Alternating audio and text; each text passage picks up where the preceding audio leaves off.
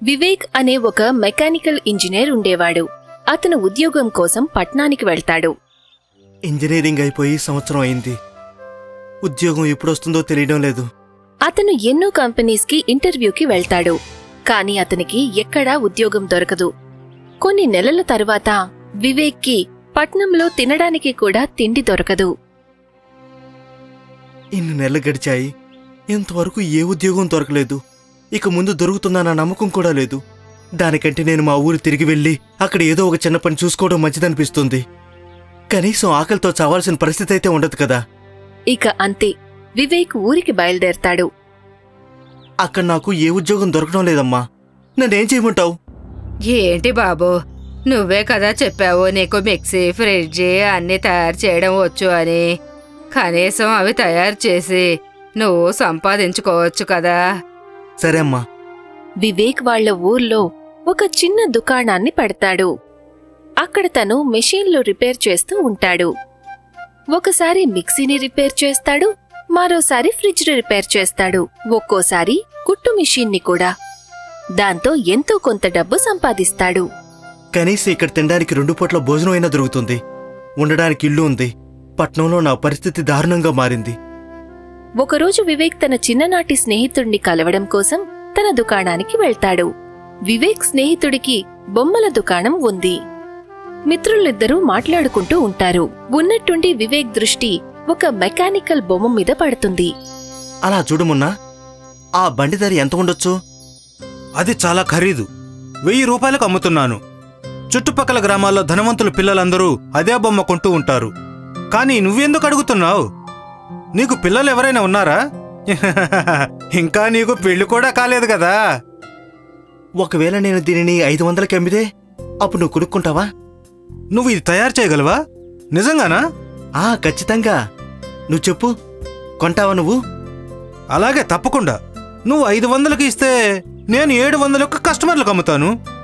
ఈ బండికి ఇంకా డిమాండ్ పెరుగుతుంది. సరే, నేను వెళ్తాను. ఈసారి బండిని తీసుకొస్తాను. వివేక్ తన దుకాణానికి వెళ్లి బండిని తయారు చేయటం మొదలు పెడతాడు. కొన్ని గంటలు గడుస్తాయి. ఆ తర్వాత వివేక్ చాలా చక్కటి బండిని తయారు చేస్తాడు. అద్భుతంగా ఉంది. నేను తయారు చేయగలనన్న నమ్మకం నాలో ఉంది. ఇప్పుడు వీటిని తీసుకుని మున్నా దగ్గరికి వెళ్తాను. వివేక్ అన్ని బళ్లను తీసుకుని తన స్నేహితుడి దగ్గరికి వెళ్తాడు. చాలా బాగుంది వివేక్, ఇది దానికంటే చాలా బాగుంది. పిల్లలందరికీ ఇది తప్పకుండా నచ్చి తీరుతుంది. మున్నా తనకి 6 కారు బొమ్మలకి 3000 రూపాయలు ఇస్తాడు. వివేక్ డబ్బులు చూసి చాలా సంతోషిస్తాడు. కేవలం 1 రోజులోనే తను అంత సంపాదించాడు అని దాని గురించి తలుచుకుని ఆనందిస్తాడు. ఇక ఆ రోజు నుంచి వివేక్కి బొమ్మలు తయారు చేయడానికి ఆర్డర్లు వస్తాయి. తను ప్రతిరోజు బొమ్మలు తయారు చేసి మున్నాకి అమ్ముతూ ఉండేవాడు. వివేక్ చాలా బాగా సంపాదించడం మొదలు పెడతాడు. ఆ ఊర్లో తను చాలా సంతోషంగా ఉంటాడు.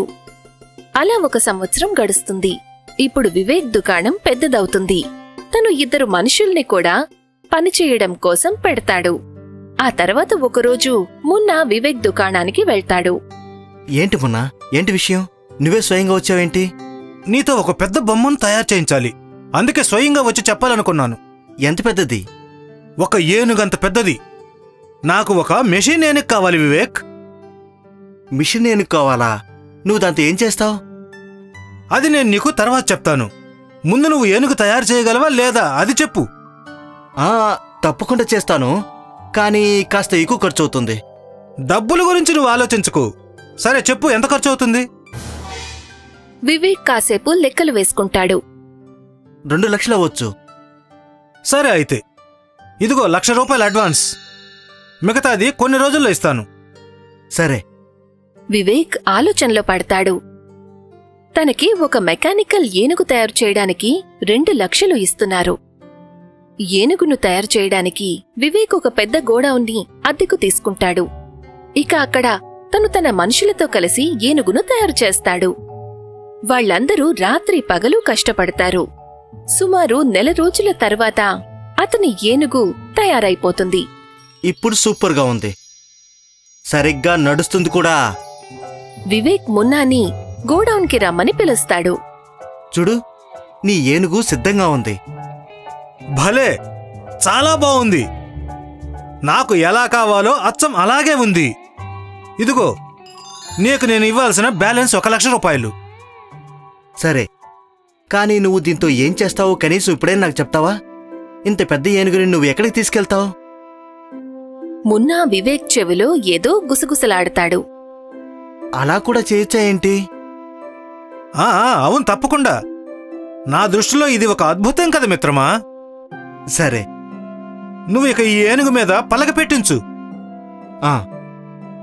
వివేక్ ఒక్క సైగ చేస్తే అతని మనుషులు వెంటనే ఏనుగుకి పైన పల్లకీని తయారు చేస్తారు. మున్నా ఆ పెద్ద ఏనుగు మెడ మీద కూర్చుని దానిని ముందుకు తీసుకువెళ్తాడు. అతను ఆ ఏనుగును తీసుకుని రోడ్డు మీదకు వెళ్తాడు.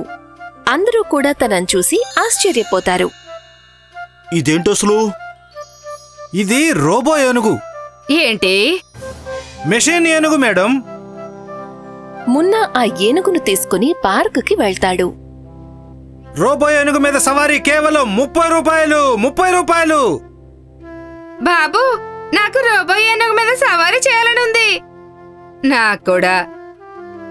మున్నా అందర్నీ రోబో ఏనుగు మీద ఎక్కించుకుని సవారీ చేస్తాడు.